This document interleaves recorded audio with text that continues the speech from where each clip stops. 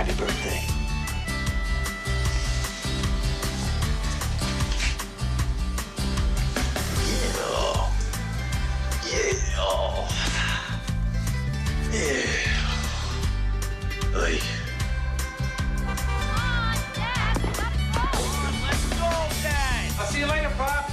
Where are you going off to in such a rush? It's Saturday. Did you know that show? If so, you might be the only one. You ever stumble across a TV show so short-lived, so instantly forgotten that you start wondering, did it ever exist? Today I have another show that finished outside the top 100 and had less than 5 episodes, in this case a lot less. Despite a star name, it's a sitcom so brief it barely qualifies as a blip on the Nielsen radar. A show that premiered, panicked, and vanished before most people ever knew it existed.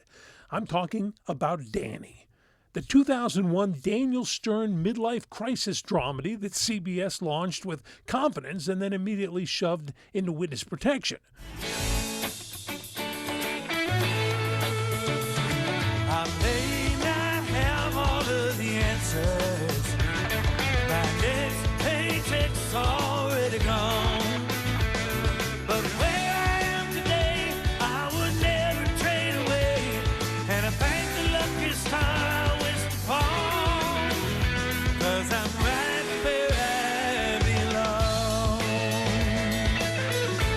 belong. Oh, I can explain. Paul here, actor and former radio host, and today I'm diving into the strange, chaotic, blinking you missed it life of Danny. And trust me, the behind-the-scenes story is way more interesting than anything that ever made it to air.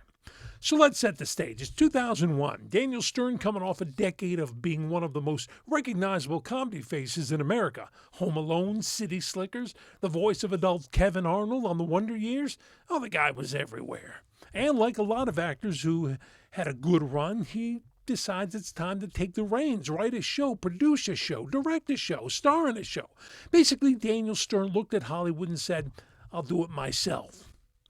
That doesn't always work.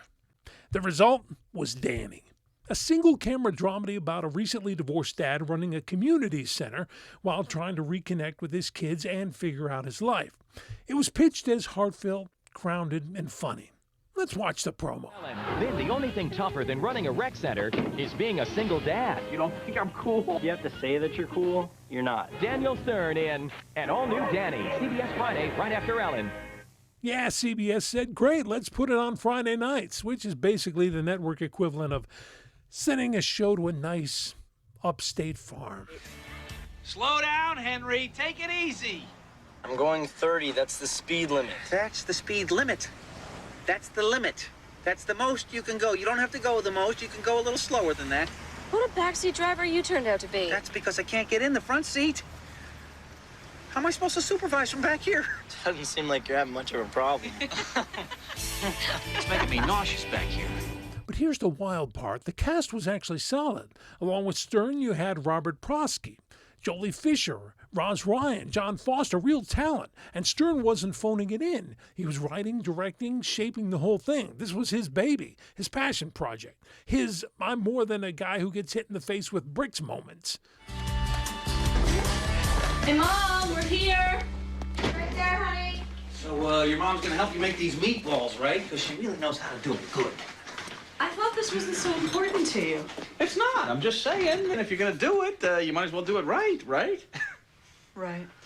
Hey, listen, Dad. Hmm. I think you should ask Mom to come to dinner tonight. Oh, I don't know about that. Why not? Sally, honey, we're divorced. I don't think she really wants to come. She does. How do you know? Dad, she misses you. I can tell. I don't know. What don't you know? Oh, God, there's just so much. Okay, well... Danny premiered on September 28, 2001, 17 days after 9/11.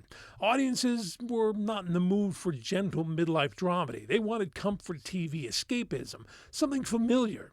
Danny was none of those things. It wasn't funny enough to be a comedy. It wasn't heavy enough to be a drama. So, how are you, birthday boy? I hate my birthday. I don't know why. When I was a kid, I used to love it.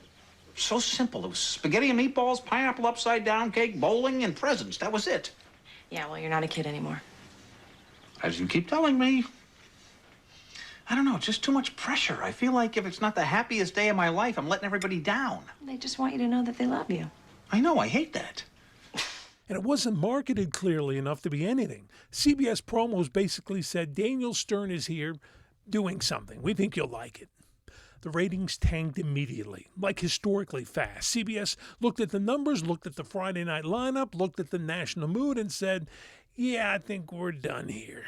Hey, you know, I could jump in for a few minutes if you guys want, so Casey's ready to play. That's all right. I'll just sit out. What, you think I'm not good enough to keep up with you guys? I've been kicking your guys' asses since you were 3 years old. Yeah, that was a long time ago, Mr. G. Dad, you can't even touch the rim. That's not because I'm old. That's because I'm Jewish. After 2 episodes, they pulled it. 7 more episodes were already finished, sitting on a shelf, never aired in the U.S. They didn't even burn them off in summer. They just quietly pretended the whole thing never happened. Like what?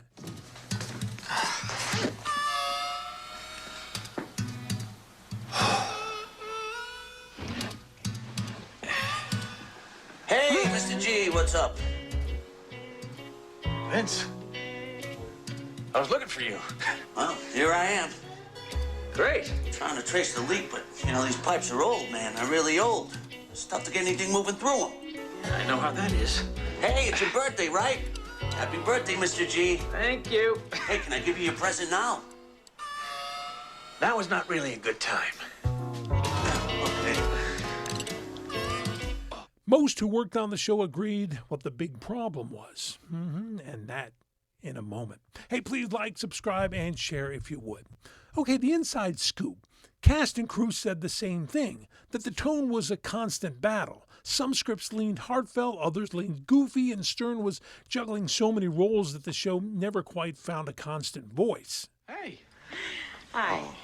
Danny boy, the pipes are calling. Hey, Bob. Hey, your dad invited me in.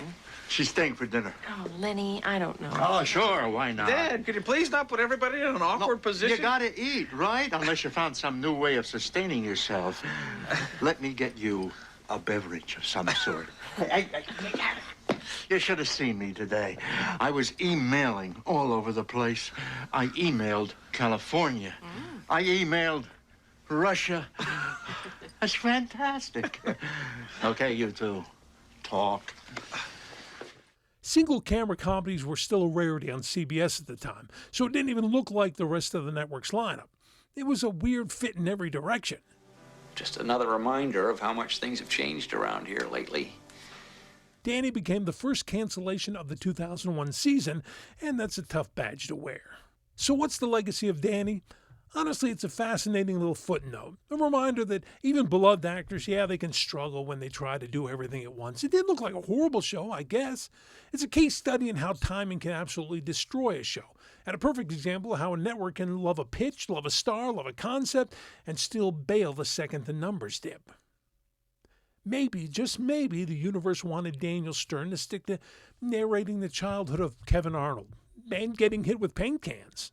Anyway, that's the story of Danny, the show that came and went faster than Kevin's plane ticket.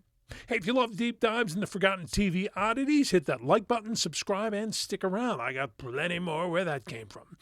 And some of these shows make Danny look like a masterpiece. Hey, if you haven't seen it yet, check out my video on the show that was about a maid and 2 guys, and it was called We Got It Made. Anyway, it was something.